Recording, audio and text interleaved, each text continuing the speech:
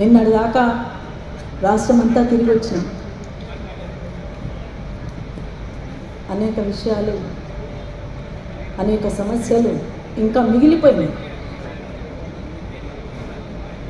ఆనాడు మనం ఏ ఆకాంక్షల కోసమైతే ఎవరికి వాళ్ళంగా కొట్లాడినామో, ఇంకా ఎంతమందిని జైళ్ళలో ఉన్నామో, ఎన్ని కేసులు అనుభవించినామో, ఇంకా అనేక అంశాలు మిగిలిపోయి ఉన్నవి. కాబట్టి ఇది ఇప్పుడు మీకు ఒక పరీక్ష లాంటిది. ఇవాళ ఇక్కడ అనేక విషయాలు చర్చకు తీసుకొచ్చి సమీక్షించుకొని కర్తవ్యాల్ని రూపొందించుకొని ఇంకా మున్ముందు ఎట్లా ముందుకు సాగాలి అనేటువంటి దానిపైన మీరు సిద్ధపడుతున్నటువంటి సందర్భంలో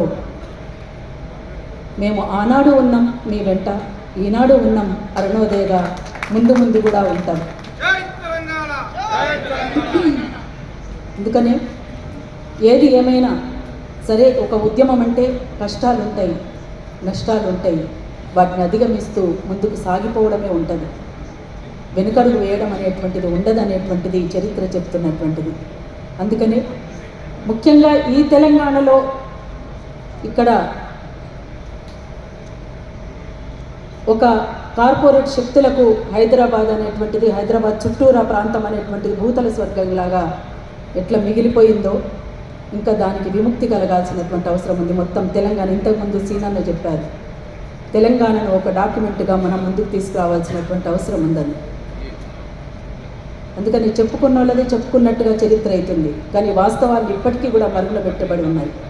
ఆ వాస్తవాన్ని బయటికి తీయాల్సినటువంటి బాధ్యత జర్నలిజందే, అది మీరే.